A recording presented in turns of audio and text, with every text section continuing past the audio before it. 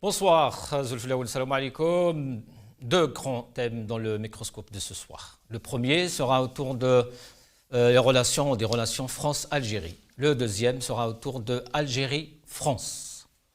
La France et l'Algérie ne semblent pas sur la même longueur d'onde, bien que les relations entre Paris et Alger se soient officiellement apaisées. Des tensions subsistent toujours entre les deux pays. Interrogé dans l'Express, Édouard Philippe, l'ancien Premier ministre français, a tenu des propos fracassants sur la question de l'immigration en France, plus fracassants encore que les dernières sorties du ministre de l'Intérieur, Gérard Darmanin, et de l'ancien ambassadeur de France en Algérie, Xavier Driancourt.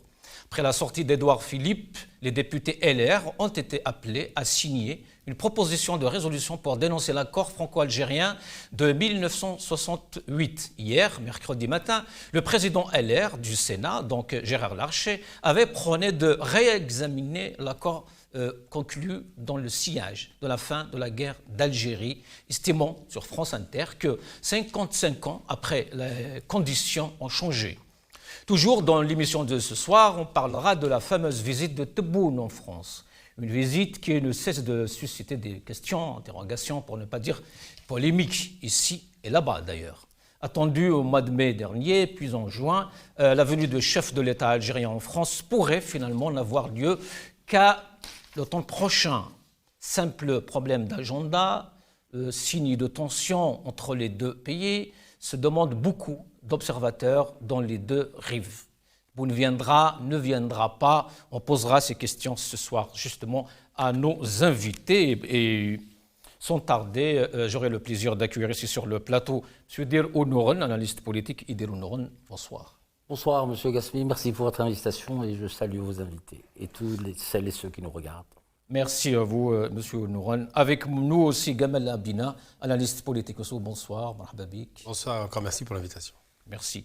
Avec nous sur Skype, François Deroche, médecin, défenseur des droits de l'homme. Monsieur Deroche, bonsoir. Bonsoir, bonsoir à vous, à vos téléspectateurs et à vos deux invités. Voilà. Merci. Alors, Dir Ounouron, l'accord 68, c'est quoi? De quoi il parle cet accord et pourquoi toute cette polémique? Bon, là, c'est un vaste sujet parce qu'il faudrait, justement. il faudrait s'y mettre.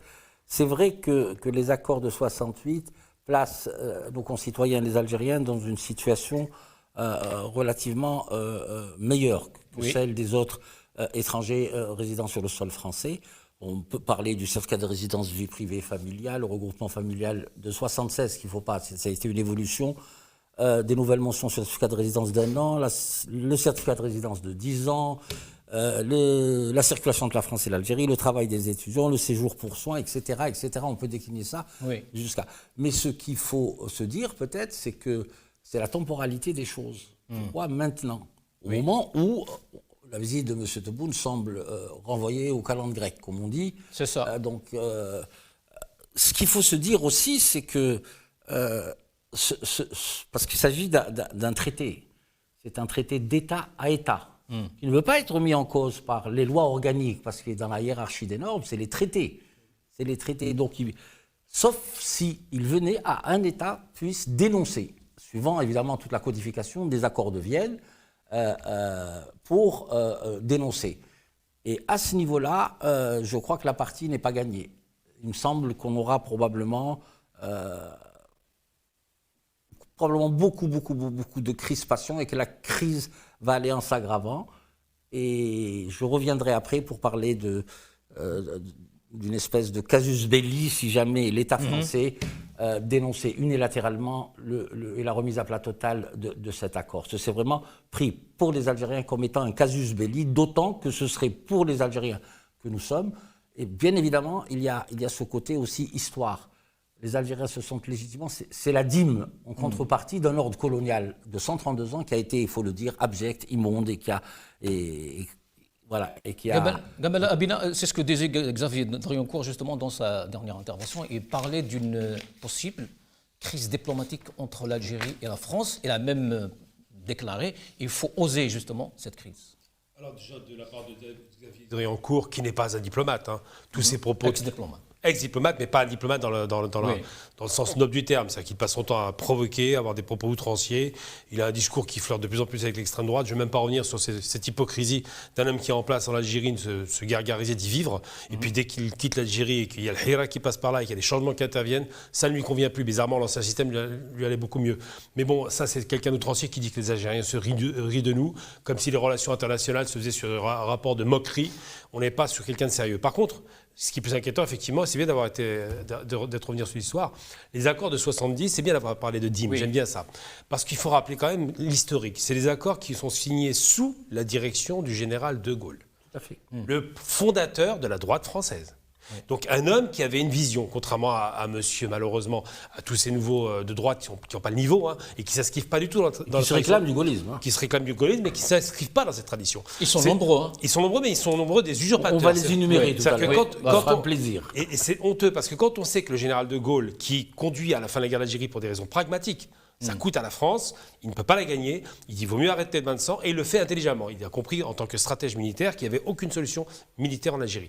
Et donc il propose ça, et pour compenser, c'est bien de parler de Dîmes, cette liaison entre la France et l'Algérie, il dit, bon, on vous a détruit le territoire, je veux dire, quasiment l'herbe est coupée en Algérie, il ne reste plus grand-chose, on a besoin de bras pour nos 30 glorieuses, on est en pleine 30 glorieuses, il n'y a pas encore de crise économique, ça arrivera que 10 ans plus tard, pas 6 ans plus tard. 10 ans plus tard, parce que la crise qui touche la France, c'est en 79, ça avait commencé un petit peu à ralentir. La crise frappe la France en 79 et pas en 73, contrairement à l'idée reçue. Les Français sont épargnés par la crise en 73 parce qu'ils n'ont pas le boycott du pétrole arabe. Rappelons ça, c'est important de le rappeler. Oui, le premier choc pétrolier, tout à fait. Et donc, quand il fait ça, il le fait en compensation de massacres et de destruction de masse, et surtout après la signature d'accord d'Évian qui interdit l'Algérie de poursuivre la France pour crimes de guerre, alors que les crimes sont là. Et donc quand on sait tout ça, on sent qu'il y a un accord entre les deux parties. D'un côté, les Algériens ont des bras à n'en plus finir, mais un pays en ruine, qui a besoin de faire l'argent. De l'autre côté, la France a besoin de droits pour reconstruire le pays, pour le développer, le reconstruire après la Seconde Guerre mondiale et après les différentes défaites françaises, que ce soit en Indochine, en Algérie ou pour l'Afrique en général. Et une main-d'œuvre docile et pas chère. Une main-d'œuvre docile et pas chère. Sauf que toutes ces personnes sont d'accord sur ce que vous dites. Non, ils ne sont pas d'accord. Mais ils disent qu'aujourd'hui, ces conditions ne sont plus. Pourquoi justement maintenir cet accord ? Ils ne sont pas d'accord sur ce qu'on dit. Parce que moi, ce que je dis, si on remet en cause les accords de 68, allons remettre en cause les accords d'Évian. Poursuivons les criminels de guerre. Voyons qui a tué les Algériens à Paris, qui étaient devenus français à ce moment-là. On peut remettre en cause beaucoup d'accords si on commence à remettre des accords supranationaux. C'est bien de rappeler ces accords de deux États. Les deux États, on ne peut pas la mettre en question. C'est des traités qui se négocient. On n'est pas sur des lois organiques d'État. Tout à fait. Tout à fait. Donc à partir de là, moi je dis simplement que si ce monsieur, alors c'est Édouard Philippe. C'est messieurs alors dans ce cas. C'est messieurs, enfin c'est Édouard Philippe qui veut être la tête de la droite, se positionne comme un homme de droite digne, et c'est pas le cas aujourd'hui, qui se rappelle qu'il est prétendument gaulliste, et surtout qui se rappelle que de chercher des problèmes à un partenaire comme l'Algérie, alors que la France est en difficulté économique, qu'elle a besoin de gaz, qu'elle a besoin de pétrole, qu'elle a besoin de relations apaisées dans le sud de la Méditerranée, c'est pas la meilleure stratégie. Je pense que cet homme n'a pas de menace turque. On s'entend bien. Ce n'est pas la meilleure stratégie. Je veux dire simplement, c'est que ce monsieur-là ne s'inscrit pas dans une vision politique globale. C'est ça la problématique qui se pose aujourd'hui. Merci Abina. Monsieur Doroche, donc cet accord prévoit des avantages spécifiques pour les immigrés algériens, souvent critiqués à droite. Aucun gouvernement jusqu'ici n'a su renégocier justement le fonds avec les Algériens. Il est temps de le faire. C'est ce que disait Édouard Philippe et beaucoup d'autres d'ailleurs. Mais comment ? Alors, tout d'abord, je voudrais rappeler en fait, que ces accords ont déjà été renégociés. Oui, révisés, oui. Voilà, sauf Nicolas Sarkozy. Révisés légèrement. Les renégocier, oui, mais sachez quand même que ces accords ont été... Et ces accords, contrairement à ce que beaucoup de gens pensent, ne sont pas aujourd'hui très favorables pour les étudiants, par exemple. Oui, absolument. Un étudiant, selon qui est à l'université, nous sommes...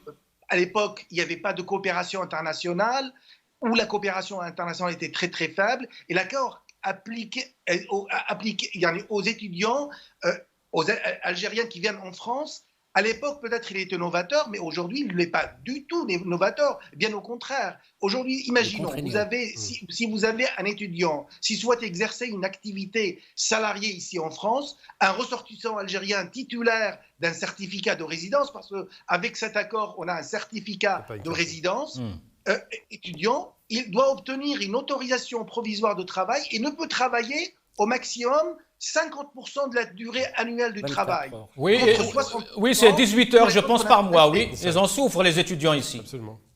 Donc, c'est vraiment C'est pas défavorable la pour part les belle, étudiants. oui. Et puis, les titres de séjour en matière d'immigration professionnelle, donc pluriannuelle, aujourd'hui, il y a le passeport talent. On ne peut pas l'appliquer. Donc, il y a la carte de séjour pluriannuelle.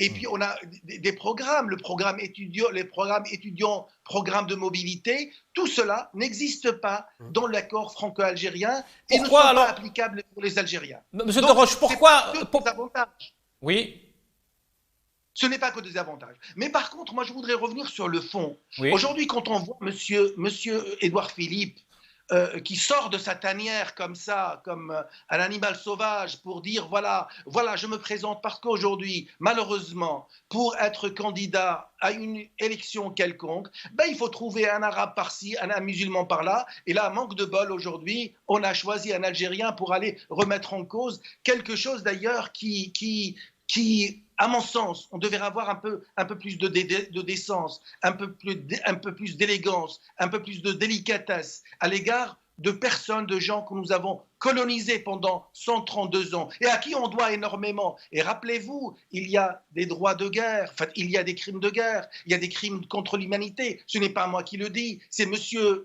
Macron qui dit. Et sachez que les crimes contre l'humanité, les crimes de guerre ne sont pas prescrits. Alors aujourd'hui, pourquoi, si on veut partir devant les tribunaux, ben qu'on aille juger tout et que les tribunaux disent leur dernier mot. Mais aujourd'hui, encore une fois, tout de suite après cette sortie de M. Édouard Philippe, cette sortie brusque comme je vous l'ai dit, de sa tanière, 72 heures après, vous avez des républicains pour exister. Qu'est-ce qu'il faut ? Même chose. Il faut trouver un bouc émissaire. Et dans ce cas, nous avons trouvé les Algériens. Et puis, écoutez. Justement, monsieur Desroches, pourquoi alors ? Oui, monsieur Desroches. Si Édouard Philippe faisait ça justement parce qu'il a des intentions politiciennes, et les autres alors ? Qu'en dites-vous sur Védrine, Larcher, Manuel Valls ?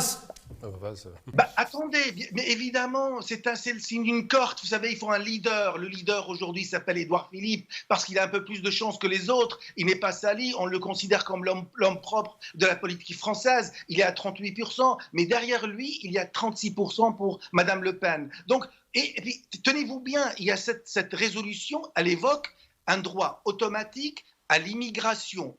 Écoutez bien, injuste, injustifié, immérité, inapproprié. Mais waouh, ils vont très fort, ces députés LR, ces députés de droite. Je pense qu'aujourd'hui, faut qu'on garde la raison. Nous avons un devoir de réparation, un devoir cet accord qui s'est produit il y a 55 ans, ce n'est que justice à l'égard de certaines personnes qui ont été encore une fois colonisées pendant 132 ans et à qui on doit énormément, et aller aujourd'hui chercher les petits problèmes, les histoires dans un cadre, pour moi c'est une opération de com'. Et il faut le prendre comme tel. Aujourd'hui, remettre en cause cet accord de 68 n'est ni nécessaire, ni utile, ni pour les Français, ni pour les Algériens, en l'état actuel des choses. Et d'ailleurs, c'est pas toujours très favorable, comme on veut bien faire croire aux uns et aux autres. Ce n'est pas toujours favorable pour les deux parties d'ailleurs. Merci, M. Desroches. M. Idéwi, vous voulez rajouter quelque chose ? Ce que je voulais dire, c'est qu'il ne faut pas oublier aussi que cette affaire-là, c'est un enjeu de politique interne en Algérie. Oui. Au-delà que ce soit... Donc c'est la politique interne ici et là-bas. Voilà, tout à fait, et c'est intimement lié. François disait, pour Édouard Philippe, il n'y a pas qu'Édouard Philippe, il y a Gérard Larcher, qui est comme un président du Sénat. Est-ce que les Républicains, et notre ami l'a si bien dit, qui se sentent héritiers du gaullisme, ils font de l'anti-gaullisme à ce niveau-là. Il faut observer aussi le silence de Marine Le Pen par rapport à cette question pour le moment. Et ça va être un enjeu. Mais je trouve que ceux qui veulent installer ce débat dans cette séquence particulière, je pense qu'ils devraient mesurer les conséquences de leurs propos et de leurs intentions. Sinon, M. Nouran, le silence d'Alger, comment l'expliquez-vous? Pour le moment, normal, vous savez, dans le cas de crise comme ça, je pense qu'ils doivent se réserver leur réponse. Ils ont l'habitude, parce que l'État algérien, en règle générale, même en diplomatie, n'a pas souvent bien anticipé les crises. La preuve, la crise en Tunisie, la crise en Libye, la crise au Mali, on n'a pas. Mais par contre, ils savent très bien gérer les crises et ils répondent quand ils souhaitent répondre. Donc, oui, je l'affaire pense d'Amer Aboulaoui, oui. ils avaient accusé les services secrets français, ils ont même appelé Oui, l'ambassadeur algérien. Mais ça, vous savez, c'est des propos irresponsables. Je vais revenir à la déclaration publique qui a été faite par le journal Khabar et le journal de l'Expression de manière simultanée. C'est une horreur, c'est une mystification, c'est une erreur de communication grave. Ça acte nécessairement que le pouvoir est peut-être fébrile par rapport à ces questions-là. Le pouvoir, actuellement, au-delà de l'enjeu du deuxième mandat, qui pour moi est réglé, si on pourra en parler peut-être tout à l'heure, qui pour moi est réglé, il me semble honnêtement que l'enjeu de la politique entre les deux rives de la Méditerranée, donc entre Paris et Alger, je pense qu'on devrait prendre la mesure, et je parle du côté français surtout, de prendre la mesure et qu'ils se sentent responsables. Parce que si l'Algérie, comme je l'ai dit tout à l'heure, va se réserver le droit pour elle, c'est un acte de casus belli. Oui. Je vais vous dire une chose, pour les accords d'Évian... On a Abou Jarrah Soltani qui a réagi aujourd'hui. Ah, très bien. Est-ce qu'il a été envoyé par la présidence, par les services? Peut-être ils vont faire parler les gens. Ils ont l'habitude de faire ça, en tout cas. Ils vont faire parler les gens. La présidence va se réserver le droit de répondre par soit l'intermédiaire du ministre des Affaires étrangères, parce qu'à quel niveau c'est situé ce qu'ils ne font jamais. C'est situé sur un ancien Premier ministre qui a des ambitions présidentielles, sachant que Macron ne se représente pas. Le champ est ouvert. Oui, mais là, on a le président du Sénat. Là. Le président du Sénat, non, je ne pense pas qu'il ait vraiment le charisme nécessaire pour porter un projet. Non, Larcher. Oui, oui, c'est quand même, il faut lui répondre, non, officiellement. Goudjil, je ne sais pas, la présidence, ministère des Affaires étrangères. Ça ne se passe pas comme Comment ça. Comment expliquer ce silence? Ça ne se passe pas comme ça. Parce que la tambouille crasseuse, on peut dire que c'est une tambouille crasseuse interne française, n'intéresse que les Français. Je prends un exemple très concret en revenant sur De Gaulle. De Gaulle, quand il signe ses accords, c'est en réparation des crimes de guerre. Il le sait très bien, il n'y a pas de problème. Et en même temps, il a besoin de main-d'œuvre pour développer une économie qui est dynamique. À ce moment-là, De Gaulle, il va créer tout un tas de grands travaux. Il a une perspective nationale et internationale de faire de la France une grande nation. De Gaulle, donc, va utiliser des bras qui sont abondants, qui sont pas chers et qui bossent, parce que ces gens sont des bosseurs, quoi qu'on en dise, et ça l'arrange. Édouard Philippe, mauvais acteur, je préférais clairement son concurrent au cinéma. Simplement pour dire que Édouard Philippe, lui, contrairement à Gérard Philippe, se prend une posture d'extrême droite avec des positions qui ne sont pas celles d'un homme politique. Pourquoi ? Parce que quand on a un homme politique et qu'on a un problème économique durable, il prétend que les conditions 55 ans après ne sont pas les mêmes qu'en 68. Il a raison. D'ailleurs, c'est fin 68, c'est 27 décembre. 27 décembre. Voilà. Et donc, il dit que ce n'est pas les mêmes conditions. Ben, je l'entends. Poser les conditions du développement économique, relancer l'économie française. L'Allemagne, qui a déjà fait sa transition au niveau de la démographie, a besoin de bras et a récupéré 1 million de Syriens. Elle n'a pas de problème avec ça parce qu'elle sait qu'elle a besoin de pour travailler. La France n'a pas assez d'industrie, est en ralentissement chronique et n'est pas capable de relancer son outil industriel. Et des industrialisés. Tout à fait. Pour pouvoir relancer le travail, ce qui était le cas en 68. Il y avait du travail.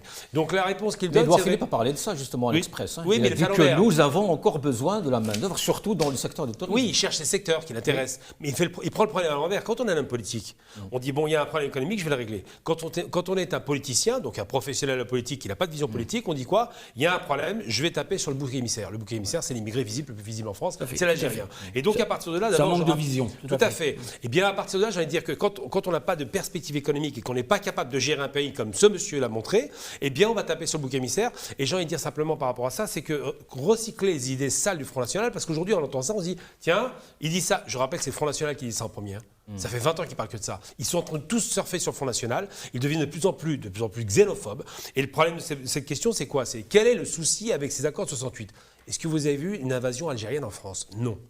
La question qui se pose, ce n'est pas le fait qu'il y ait une invasion, c'est qu'il veut donner le sentiment qu'il pourrait y avoir une invasion 55 ans après. Les conditions économiques dégradées doivent être réglées par des questions économiques et non pas par des questions politiciennes qui utilisent l'extrême droite comme posture politique. Et sur le silence d'Alger, est-ce qu'on pourrait s'attendre à une réaction à travers, justement, comme disait Idil Ounourane, à travers l'expression Al-Khabar, comme d'abitude, peut-être même l'APS? Oui, on a beaucoup de défauts en Algérie, il n'y a pas de problème. On a aussi des qualités, mais il y a aussi par ailleurs des défauts. Il y a une chose que l'Algérie n'est pas comme défaut, c'est la diplomatie. C'est un des secteurs dans lesquels elle brille, indiscutablement. D'ailleurs, ils viennent d'être nommés à... Ça, c'est vous qui le dites. Non, si elle brille, pourquoi? Parce que l'Algérie ne s'est jamais froissée avec personne, quasiment. À part le Maroc, elle se froisse. Et puis Israël, on n'en parle même pas, c'est les ennemis, donc c'est réglé. Mais elle se froisse avec personne. L'Algérie est capable d'avoir une posture médiane et de ne pas se précipiter à la réponse. Parfois, elle le fait. C'est pour ça que l'Algérie est isolée aujourd'hui? Non, elle n'est pas Les isolée. problèmes avec l'Espagne, avec le Maroc, avec la France, avec tout le monde. Non, elle n'est pas isolée. L'Algérie a choisi une tension avec l'Espagne parce qu'elle a choisi. Et l'Espagne aujourd'hui, on voit bien qu'il risque de sauter. C'est parce que vous dites que Bouna ne dit pas qu'elle a choisi. Oui, mais elle a répondu à une conséquence du gouvernement Sanchez. Un choix Sanchez. Oui, tout à fait. Mais c'est une réaction de l'Algérie diplomatique qui répond à une offense, entre guillemets. Ce qui se passe, c'est que l'Algérie sait mesurer son propos sur un plan diplomatique. Je prends un exemple très concret pour parler d'un exemple le plus grave. Les 3 Algériens qui ont été tués à la frontière au Sahara occidental, la réaction était surdimensionnée. Bilan des courses, ils ont porté la question à l'ONU. Donc c'est pour dire qu'il peut y avoir des réactions excessives, ça arrive, comme l'affaire Bouraoui, c'est une réaction excessive. Et in fine, finalement, ils reviennent sur le terrain de la diplomatie. C'est pour ça qu'ils ne vont pas répondre. Parce que c'est une provocation d'un homme politique, qui, je le rappelle quand même, est un homme de second ordre. Il n'est pas au pouvoir, il n'a aucune commande, il a perdu son rôle. Oui, mais là, il y a toute la France qui parle. Là. Non, il n'y a pas que la France. Il n'y a pas que Édouard Philippe. Non, là, on a cité plus de 5 personnes. Non, droite et extrême droite, c'est tout. Oui. La droite mais est-ce que L'extrême ces droite, gens-là c'est parlent? pas- Ces gens-là, l'extrême droite, le c'est sujet, pas- c'est quoi? Le sujet, c'est quoi y dire? Si les Algériens qui sont établis ici. Est-ce que c'est pas une obligation, du moins morale, pour justement ces tout à dirigeants fait. de parler, de réagir? Tout à fait. Le problème, c'est que même au niveau de l'extrême droite est silencieuse Tout à fait. aujourd'hui. D'accord. Je n'ai même pas entendu Zemmour parler. Je n'ai pas entendu Si, Zemmour, il en a parlé. le petit clown de Philippot parler. Oui, c'est clair. Marine Le Pen est en silence radio. Et je pense Il laisse Édouard que Philippe tous faire. ces calculs politiciens, ou alors ça renvoie à une démarche qui veut mettre l'Algérie parce qu'il faut lire Driancourt entre les c'est lignes, clair. c'est aller vers un rapport de force. tel. conflictuel. Et les Algériens connaissent le rapport Il a de dit force. qu'il fallait Pour moi, oui. oser une crise diplomatique, Adrien. Oser la crise diplomatique. À ce moment-là, le résultat des courses, je pense que la France serait perdante pour une bonne raison, c'est qu'il ne faut pas oublier aussi que le nouveau monde qui se crée, là, sans nous évidemment pour le moment, les 2 blocs, si l'Algérie avait assaini, personnellement c'est ce que je pense, assaini ses relations avec ses voisins, avec les crises de nature diverse, d'intensité diverse à toutes nos frontières, à ce moment-là, nous aurons été un grand facteur de stabilité pour revenir à la diplomatie dans tout le Maghreb, avec notre profondeur sahélo-sahélienne. À ce moment-là, on aurait pu choisir véritablement de participer de plein gré, en connaissance de cause, à ce qui arrive en ce moment, c'est-à-dire à cette crispation des 2 blocs. Un bloc naissant et le bloc conduit par l'hyperpuissance, concept cher à Hubert Védrine, avec l'OTAN et avec l'Europe. Et pour le moment, nous avons été entraînés, c'est là où j'ai un désaccord avec notre ami, entraînés sur des sujets marginaux. Je voudrais ajouter une chose importante. Oui. Il ne faut jamais oublier que dans le monde politique français, il y a des jeunes qui ne sont pas aux commandes, je l'ai répété, qui cherchent à faire carrière, Édouard Philippe, parce qu'il est tout seul aujourd'hui, il a un parti qui est à peine émergent, et que tous les gens qui l'accompagnent sont des gens qui ont perdu le pouvoir, qui n'ont pas le pouvoir. Donc il s'accroche à des thèmes comme cela. Mais il faut savoir une chose, c'est qu'il savonne littéralement, et je le dis clairement, la planche à M. Macron. On va en parler, parce que M. Macron fait tout pour retisser du lien avec l'Algérie, et ces gens-là font tout pour créer de la tension avec l'Algérie. Ça a été dit d'ailleurs par Driancourt, il faut oser le conflit. Quand on entend un homme dire ça, c'est que vraiment il a un problème avec la direction actuelle de la France. Et moi je pense que ce qui se passe aujourd'hui, c'est une question d'homme. Il y a d'un côté Tebboune, le côté Macron et tout le reste autour qui n'en veut pas. Mais qui va défendre justement ces Algériens? Si Alger, c'était jusqu'à quand? Alors là, c'est une très bonne question. Qui? Moi, j'ai envie de dire simplement, c'est que nous, on a été abandonnés, je parle nous des Algériens qui ont toujours vécu en France, par notre pays pendant... Par cette diplomatie que vous êtes en train de... Non, pas la diplomatie, je parle même pas de ça, je parle de l'État. L'État, c'est l'État. C'est pas la diplomatie, c'est l'État. Oui. Il n'y a pas eu de... Ils vont peut-être, j'espère, enfin changer, mais ce qui est sûr, c'est que pendant 60 ans, on n'existait pas, l'Algérie. Vraiment, on n'était rien. On tuait une fois, si Boumediene, une fois, a tapé du poing sur la table quand on tuait les Algériens en France jusqu'à des centaines. 74, pour les meurtres à Paris et en 73 à Marseille. L'histoire des foyers aussi. Voilà, donc C'était là, Boumediene. il a montré quand même, enfin, vous arrêtez de délirer, c'est quand même eux qui construisent notre pays. Il a suspendu les accords de coopération. Tout à fait. Et là, c'était une réaction algérienne qui nous protégeait. Mais ce n'est arrivé qu'une seule fois. Après, 45 ans d'abandon. Et aujourd'hui, ils commencent à nous voir un petit peu, parce qu'ils disent, au foot, on est pas mal. Ah, il y a des hommes d'affaires. Ah, il y a quand même des intellectuels. Donc, ils commencent à dire, il faut faire quelque chose. Mais c'est vrai que personne ne nous défend. On n'a pas de lobby en France qui nous défend. On est tout seul, livré à nous-mêmes. Et on n'a pas de pays d'origine qui nous défend, ce qui est d'ailleurs une perte pour nous en termes de prestige et pour le pays, parce qu'on apporte des choses quoi qu'il arrive. Monsieur Doroche, est-ce qu'il n'y a pas un risque d'amalgame, de confondre entre Algériens, immigrés, migrants, étrangers, Les Algériens qui sont nés ici, je pense à la 6e génération Tout à fait, aujourd'hui, oui. en France, Monsieur Deroche. Musulmans, pas musulmans, maghrébins, étrangers. Moi, je voudrais quand même revenir sur ce que vous venez de dire, surtout concernant l'Algérie d'aujourd'hui. Je pense qu'il ne faut pas, je vais peut-être jeter un coup de froid. L'Algérie, bien sûr, c'est un pays, vous savez, vous connaissez ma tendresse et ma sympathie pour les Algériens, mais quand je vois le président algérien envoyer son ministre des Affaires étrangères rencontrer M. Bachar al-Assad, moi je me pose des questions. Aujourd'hui, si on veut avancer, si on veut défendre les démocraties, la liberté, et surtout si on veut être, on ne peut pas dénoncer le crime chez soi et applaudir le crime ailleurs. Aujourd'hui, on ne peut pas accepter certaines actions du gouvernement algérien qui aujourd'hui applaudit par exemple la présence, le gouvernement syrien. Ça c'est pour fermer la parenthèse. Et je voudrais revenir également sur pour moi c'est une opération de communication. Monsieur Édouard Philippe, quand d'ailleurs Monsieur Macron l'a choisi, parce que maintenant le terme emprise, c'est à la mode, parce que c'est un homme qui était assez réservé. Il avait quand même, Monsieur Macron, c'est un homme exubérant, c'est quelqu'un. Donc, il voulait un Premier ministre qui ne lui fait pas trop d'ombre. Donc, si vous voulez, il est arrivé, il a été pendant 3 ans, il est parti comme il est arrivé, c'est-à-dire pratiquement sans faire de vagues pour le président de la République.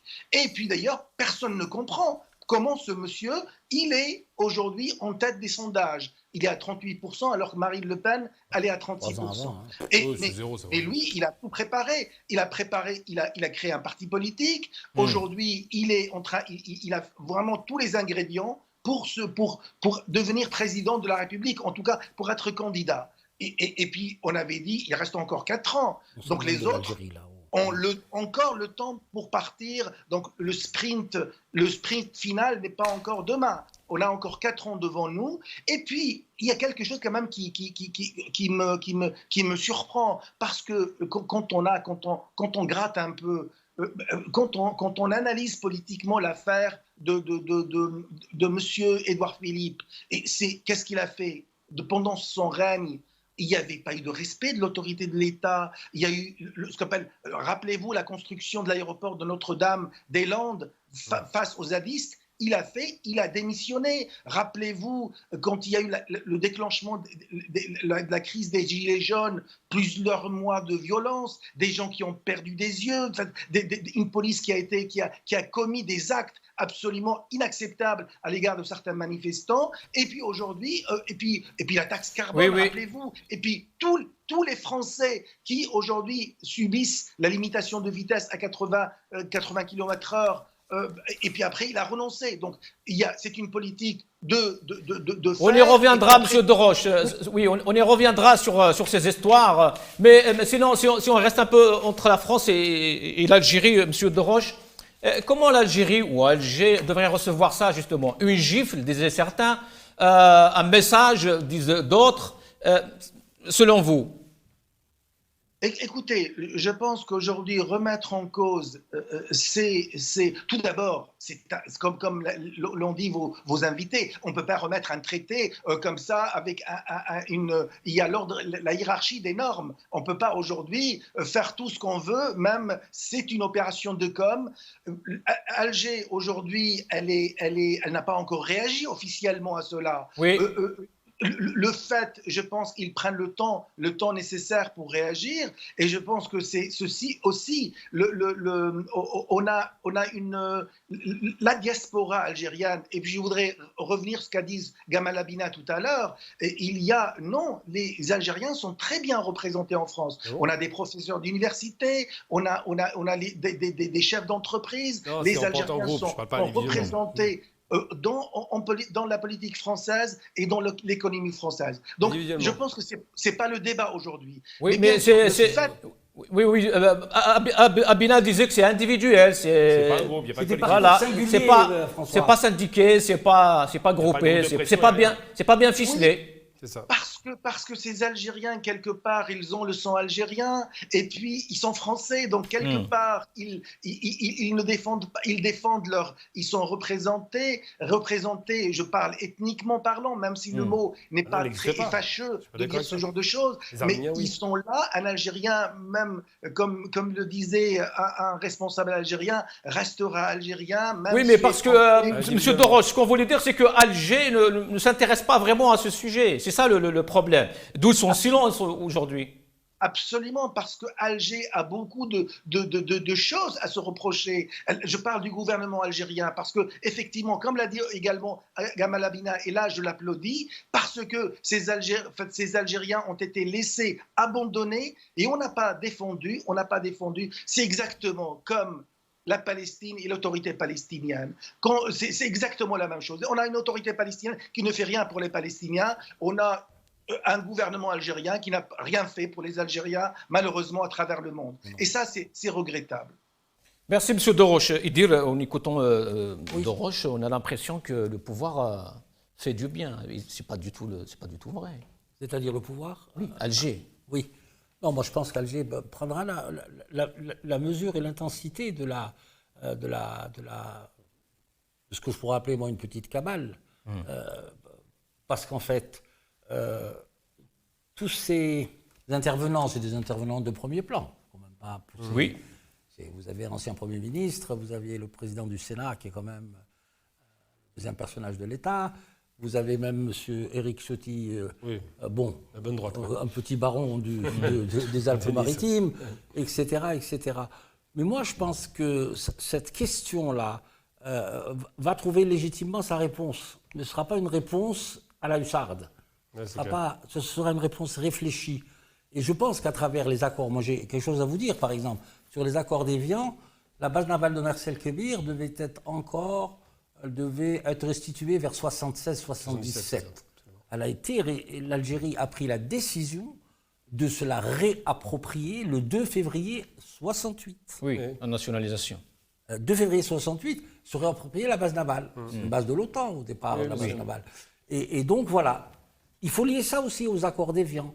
Il faut lier ça au fait que les Algériens se sentent... C'est une raison de plus que le pouvoir réagisse, justement. Oui, mais le pouvoir algérien ça touche même à la souveraineté. Ne réagira pas de manière, on va dire, de manière épidermique. Il faut être honnête sur un point, justement. Oui. L'archi au Sénat, bon, c'est bien beau, mais le Sénat, c'est rien. Oui, on a vu ce qu'il pesait. C'est vraiment l'exercice du pouvoir, c'est la direction politique du pays, c'est le Premier ministre, c'est le ministre de l'Intérieur par rapport à la question de l'immigration et surtout le président de la République. Alger ne peut pas réagir sur les questions de politique politicienne française. Il ne le fera pas parce qu'ils ont un mépris abyssal de l'opposition. Et c'est normal, elle n'est pas aux commandes. Là, j'ai un désaccord avec toi, tu m'excuseras. Ouais. Quand c'est Édouard Philippe qui le dit, il n'a plus de mandat à part, je crois qu'il est maire du Havre encore. Mais quand c'est l'archer qui parle, c'est oui, parce que ça reste l'opposition. C'est la France qui parle. Quoi qu'il en soit. Il ne parle pas en tant que membre des LR. Il est qualité président du Sénat. Oui, bien sûr. C'est là où je veux dire que... Et je suis d'accord, et c'est là où il dérape. Il n'a pas à s'exprimer comme ça. Parce qu'il a une tutelle au-dessus de lui et il doit respecter la direction politique de l'État. Donc ce qui se passe, c'est que l'Algérie ne va pas rentrer dans les tambouilles intérieures, parce que ce qui l'intéresse, c'est ce que va dire in fine Macron. L'affaire Bouraoui a dit beaucoup de choses en vérité. Macron n'était pas au courant, on le sait aujourd'hui, on ne le savait pas à l'époque. Et je suis intervenu une fois ici, j'ai dit je pense qu'on lui a savonné à la planche. Je pense qu'il a fini par le dire, des gens ne veulent pas d'une relation apaisée avec l'Algérie et je ferai tout pour que ça arrive. Je pense qu'il y a un lobby derrière. Tout à fait, et on le connaît. Mais comment expliquer justement ce paradoxe dans la prise de position? Il y a même des pays voisins à l'Algérie qui militent dans ce sens-là. Ce qui est logique. Mais le paradoxe...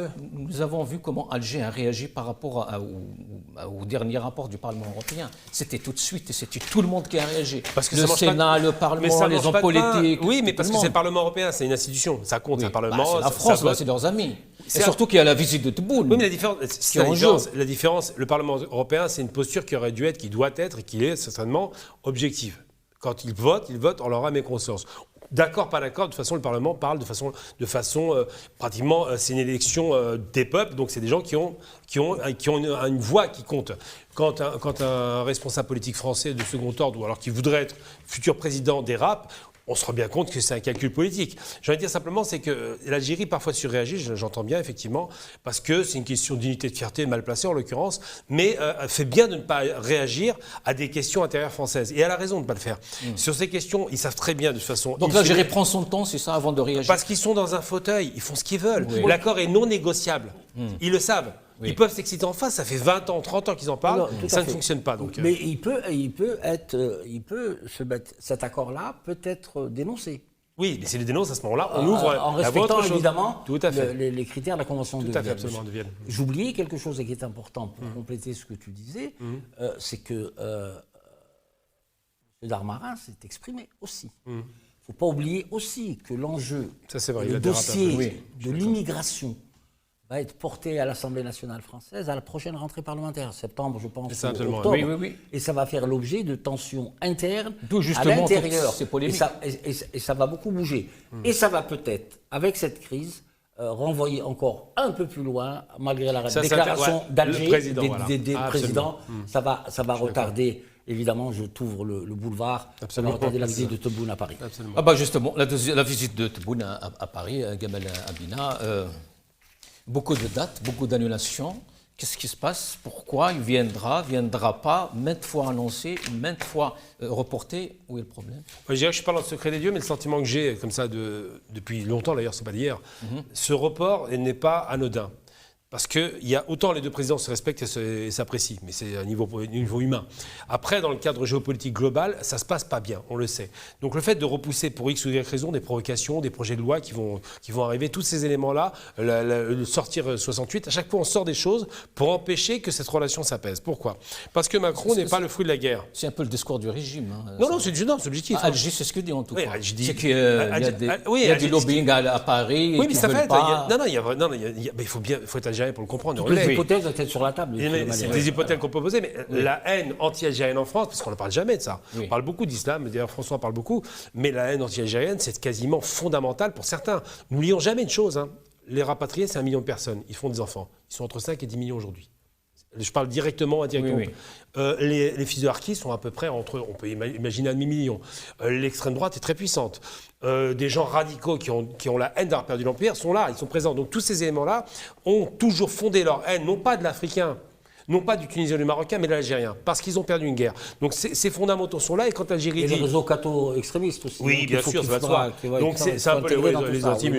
Mais ce qui se passe, c'est que ça veut dire qu'ils se disent, attendez, on ne va pas laisser ces gens-là venir, après les avoir virés d'Afrique, littéralement, venir nous envahir chez nous. C'est ça leur discours. Et quand Alger dit ça, il ne dit pas des bêtises. Ils ont raison. Là-dessus, on ne peut pas leur dire qu'ils inventent des mythes. Il y a vraiment une frange radicale en France qui se fonde en 72 avec le Front National. Je rappelle et je répète systématiquement, Front National, c'est exactement comme l'OAS. L'OAS, c'était un mouvement algérien, l'OAS, en réaction à l'OS. Ouais. Le FLN, on retire le N de libération, le FN. Vous voyez ce que je veux dire? À chaque fois, c'est une réaction à l'Algérie. Ces gens-là ont une haine des Algériens inimaginable. Et je donne un exemple très concret. Et le timing? Le timing, c'est pas un hasard. Non, mais justement, avec cette polémique de... Parce que ça permet de 68, pouvoir crisper l'attention. L'élection, il y a eu une élection même là-bas d'ailleurs. Oui, tout à fait, parce qu'il y a en plus, lui, il a un agenda. Et s'il se présente en 2024, il faut qu'il aille vite. Macron a un agenda, il doit réussir son pari de relancer l'économie française, et il sait très bien qu'il est obligé de passer par l'Algérie. Donc tous ces éléments-là font effectivement qu'il y a des crispations qui sont entretenues volontairement. Je parle de timing parce qu'on va écouter ce petit extrait justement sur Europe 1 et on continue. La visite d'État en France du président algérien Abdelmadjid Tebboune est de nouveau reportée. Oui, selon les informations d'Europe 1, ce voyage initialement prévu en mai, puis en juin, devrait finalement avoir lieu après l'été. Déplacement sans cesse repoussé. Il faut dire, William Molinier, que si les relations franco-algériennes sont officiellement apaisées, quelques tensions subsistent. Alger voit des attaques répétées de l'autre côté de la Méditerranée, à commencer par le livre publié récemment de l'ancien ambassadeur de France à Alger, Xavier Driancourt, dans lequel il dénonce le traité franco-algérien de 1968 qui définit les conditions d'accueil et de séjour des Algériens en France. Rebelote ce lundi avec l'interview dans l'Express de l'ancien Premier ministre Édouard Philippe. Il juge cet accord bilatéral laxiste et dépassé, de quoi crisper encore un peu plus les relations entre les deux pays. Emmanuel Macron et Abdelmadjid Tebboune peinent à s'accorder sur une date. L'agenda est chargé des deux côtés, relativise une source diplomatique. Début juillet, le président algérien a un impératif, les commémorations de l'indépendance algérienne. Et de son côté, Emmanuel Macron enchaîne les rendez-vous internationaux dans le contexte de guerre en Ukraine. Visite d'État donc qui pourrait être repoussée à la rentrée, voire à l'automne prochain, avec le risque que naissent entre-temps de nouvelles brouilles diplomatiques que ne manqueront pas d'instrumentaliser les voisins marocains, rivaux historiques des Algériens. William Molinier. Monsieur Doroche, on a écouté donc cet extrait de Europe 1. Ça s'enflamme en France, ça parle de l'Algérie à droite, à gauche, sur les radios, partout, mais toujours pas de réaction de la part d'Alger, même sur ce sujet. Pas d'intellectuels, pas d'élite, pas de parti politique, pas d'officiel qui répond. Est-ce que c'est normal ? Parce qu'aujourd'hui en France, M. Philippe, il a un agenda politique, il faut qu'il le respecte. D'autant plus, d'ailleurs, on sait très bien que la remise, cet accord, si vous voulez, emblématique entre la France et l'Algérie, oui, est sans véritable intérêt sur la maîtrise des flux migratoires. C'est-à-dire que ça ne sert à rien aujourd'hui de le remettre en cause. Il a été revisé, comme je vous l'avais dit, il a été révisé plusieurs reprises en vue d'une convergence avec le droit commun. Et ça peut être légitime pour les étrangers. Mais aujourd'hui, on peut dire, ça quand même, on le fait pour une communication politique au détriment des Algériens en France et par rapport à d'autres nationalités. Et je voudrais également vous dire que cet accord, ça ne concerne ni le droit d'asile, ni son détournement, ça ne concerne pas la lutte contre l'immigration illégale, ni la répression des filières esclavagistes en France et dans la Méditerranée, qui sont les véritables sujets du jour. Mais l'Algérie ne réagit pas parce que l'Algérie, M. Tebboune, il est sur son trône, il n'a pas d'agenda politique et quelque part, il fait ce qu'il veut. Aujourd'hui, en France, il y a un Parlement, il y a des élections qui vont être chahutées et celui qui va... Donc c'est un calcul politique, donc ils essayent de sortir. Donc on verra qui aura la meilleure stratégie. Il y a des gens qui partent le dernier pour garder ses forces, pour arriver jusqu'au but final. Merci M. Doroche. Restez avec nous, Idilou Nouran. Alors, il vient pas... Non, moi, je pense que la visite ne pouvait pas, même avant cette sortie de Driancourt malheureuse, il faut le dire, malheureuse, ensuite relayée par M. Larcher et toute l'intelligentsia de droite. Et je suis content qu'ils disent qu'ils s'inspirent du gaullisme alors qu'ils en sont très loin, en fait. Ils en sont très loin. Bien avant ça, je me disais que les conditions de la visite de Tebboune n'étaient pas réunies. Pour la bonne raison, c'est que d'abord, il n'y avait pas d'agitation diplomatique sur certains dossiers. Sur quel dossier vont-ils traiter ? C'est une visite d'État. Oui, sur quel dossier ? Sur le dossier de l'énergie, je pense que ça s'est fait déjà un peu en amont. Sur quel dossier allons-nous mettre les jalons d'une nouvelle relation qui serait à la hauteur des ambitions des uns et des autres, etc., sur le langage normal et diplomatique. Ça, c'est le premier élément. Le deuxième élément, c'est que probablement, il ne faut pas oublier aussi une chose, c'est que M. Chengelha, chef d'état-major, était à Paris 4-5 mois, et qu'il a eu à voir de très grands responsables, et à la limite, on discutait, je dis, mais il a reçu un accueil de chef d'État, bon, le président n'a pas réussi, mais ça y ressemble quelque part. Et c'était pour dire quoi ?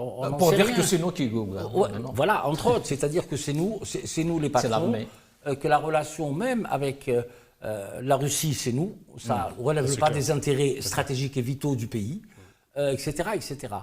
Or, il y a peut-être, comme j'ai dit tout à l'heure, la volonté de certains pays dits amis qui veulent nous entraîner à participer à cette lutte des blocs.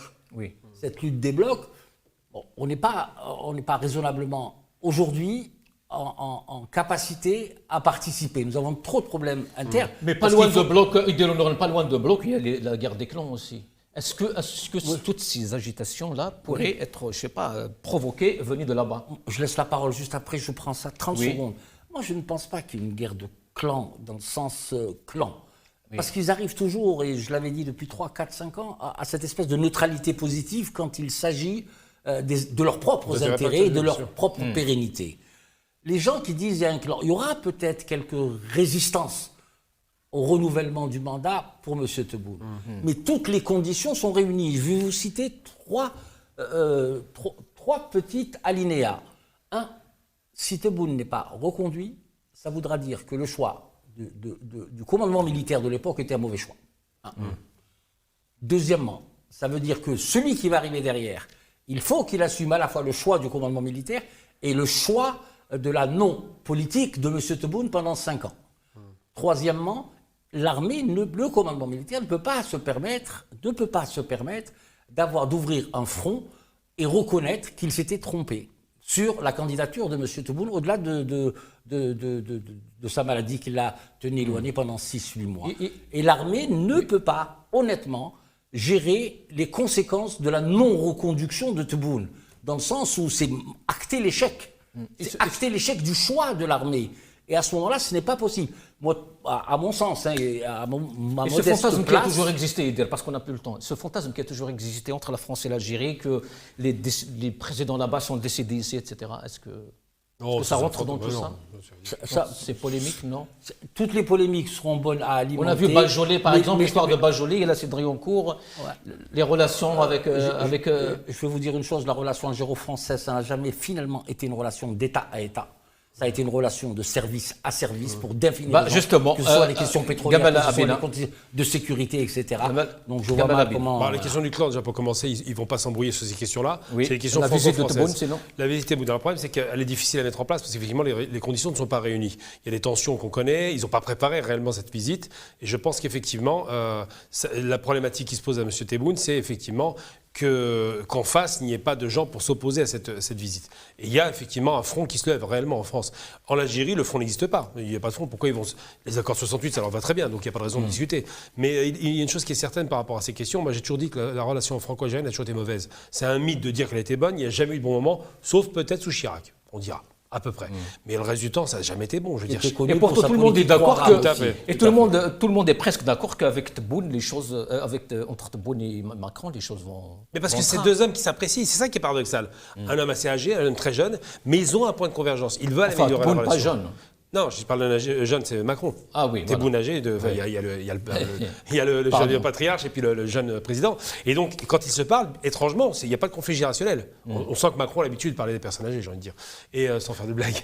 Mais plus sérieusement, non, le truc qui se pose, c'est qu'aujourd'hui, la relation. Ça aurait pu être imposé de mauvais goût. Oui, j'étais un peu méchant, mais bon. Allez, on l'a dérapé, c'est pas on met de côté. Oui, on a compris. Mais simplement pour dire que, en vérité, si la relation s'apaise, elle ne se fera pas parce que les gens la veulent. Je parle de l'état-major politique français. Oui. L'état-major algérien aussi. L'état-major algérien, ça les intéresse dans la mesure où ils neutralisent la France. Eux, ils ne veulent pas être embêtés par les Français. Parce qu'ils sont déjà.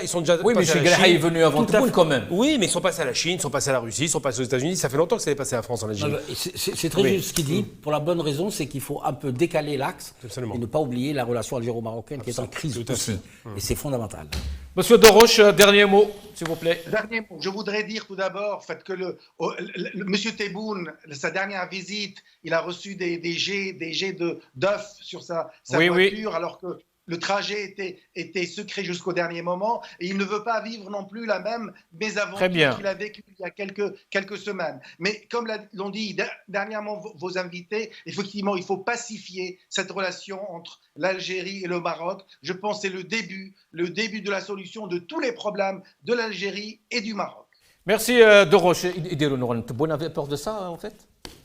Non, je pense qu'il aurait fallu sécuriser tout son parcours. Sûr, et d'un point de vue protocolaire, on a même pensé qu'il devait faire un discours devant l'Assemblée. Est-ce qu'il est en train de négocier ça, justement? Parce que la dernière fois, tout a été... Ça continue, parce qu'en fait, les directions des protocoles vont... C'est une visite d'État, il ne faut pas l'oublier.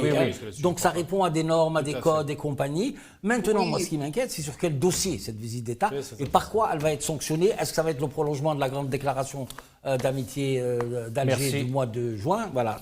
Merci Idir. Un dernier mot rapidement. Je pense que la visite, s'il se fait, elle se fera dans des conditions extrêmement sécurisées parce que c'est quand même deux chefs d'État dans un pays qui est très sécurisé. Sécurisé, ça veut dire quoi? Réprimer les jeunes des Hirak qui vont venir accueillir le parcours sera balisé. Je veux dire, même le 14 juillet, on verra ce qui se passera. Ils ont l'habitude de gérer ça. Les oppositions en général, elles n'ont pas la parole. Merci Gamal Abina, merci François Doroche, merci Idir Nouron. Merci à vous toutes et tous. Qima Dilhana, assalamu alaikum, à demain, Inch'Allah.